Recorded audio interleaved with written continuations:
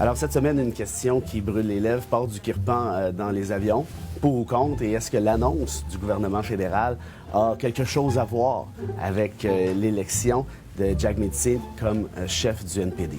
À voir.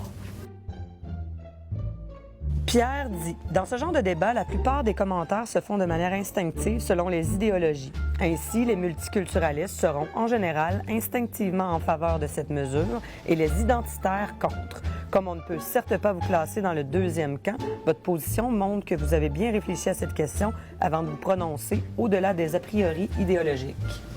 Merci pour les bons commentaires. C'est rare, on les prend. Cela dit, vous parlez d'un clivage identitaire multiculturaliste. Effectivement, je ne suis pas identitaire, vous l'aviez bien remarqué. Je ne suis pas certain, par contre, je suis tant multiculturaliste que ça. Puis je ne suis pas certain non plus qu'on peut nécessairement opposer identitaire à multiculturaliste à 100 C'est quoi être multiculturaliste? Si tu n'es pas multiculturaliste, en fait, tu es quoi à l'inverse? Tu es monoculturaliste, tu es uniculturaliste. Du reste, moi, je pense, à titre personnel, moi, je suis quelqu'un qui défend les droits et libertés. Je pense qu'on doit laisser la paix aux individus en rapport à leurs convictions. Ceci dit, c'est un jeu d'équilibre. Et dans le cas du kirpan, ici, moi, je suis prêt à discuter de toute cette question-là, mais je refuse, en fait, un peu les étiquettes dont vous parliez. Puis là-dessus, je suis d'accord avec vous. Je pense qu'il faut sortir de ces ornières-là et de réfléchir à la question cas par cas, en fait, ce que j'essaie de faire dans chacune de mes chroniques, là, à savoir si je réussis, c'est une autre histoire. Jean-Yves, une arme, fût-elle une arme blanche ou une arme à laquelle est rattachée une symbolique religieuse, reste toujours et partout une arme. On ne devrait la retrouver accrochée à sa ceinture ou autrement dans les espaces publics. Une arme ainsi affichée n'inspire nullement confiance et sécurité. Toute arme inspire des craintes justifiées. Je comprends la crainte.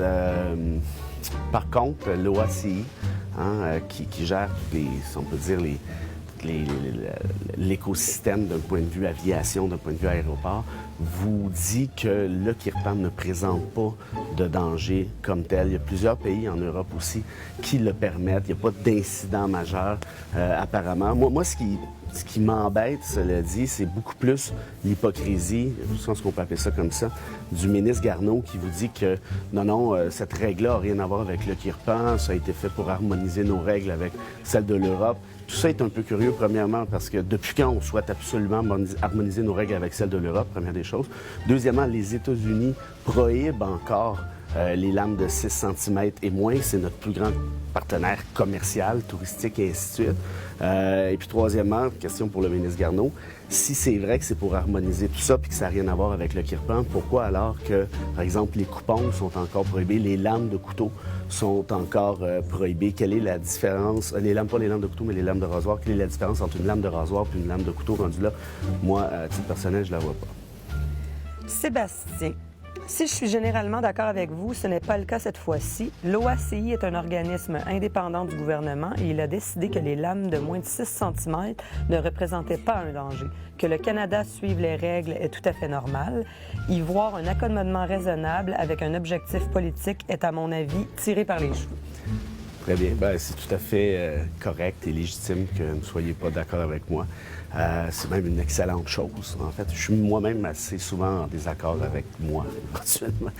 Cela dit, le reste, je le disais un peu tout à l'heure, oui, c'est vrai que l'OACI a développé une règle semblable d'autres pays d'Europe, mais il y a d'autres pays, comme les États-Unis, qui sont peut-être un peu paranoïaques, qui, eux, prohibent la lame en question. Puis moi, j'aimerais, et j'ai posé plusieurs questions, j'ai toujours pas eu de réponse, j'aimerais qu'on m'explique la différence notable entre la lame de rasoir et la lame de couteau. Il n'y a personne qui est capable de me répondre ici. Et puis pour le reste, au-delà de ça, il y a quand même un symbole très fort. Ça reste un couteau, ça reste une arme. Il y a des motifs de sécurité. Peut-être que c'est pas dangereux comme tel. Moi, je suis prêt à acheter cet argument-là, mais on m'a pas convaincu encore à 100 et je comprends la crainte légitime de la population à ce niveau-là. Et l'idée là-dedans, ici, encore une fois, c'est de trouver l'équilibre entre la liberté de religion et le droit à la sécurité. Et dans ce cas précis, je suis pas certain qu'on a réussi. Catherine.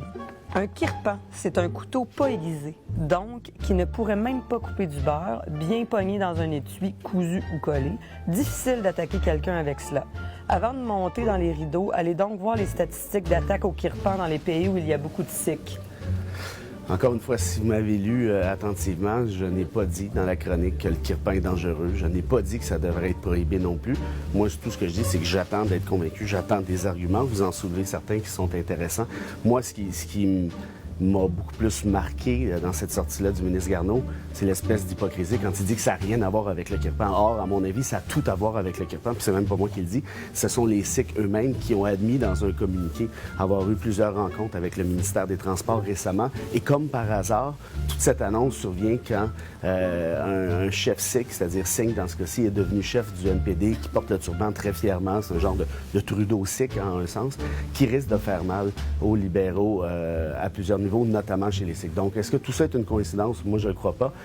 Et ce que je dénonçais dans la chronique, c'est que j'avais franchement l'impression de me faire prendre pour un imbécile par le ministre Garneau. Et pour le reste, peut-être qu'on pourrait avoir un débat intelligent maintenant sur le kirpan une fois qu'on a réglé la première question. Et un dernier commentaire transcendant de la part de Fabio. C'est quoi, après ça, Marc Garneau va dire qu'on a le droit d'amener des kirpans dans les navettes spatiales? C'est pas de réponse. Je me suis pas posé la question.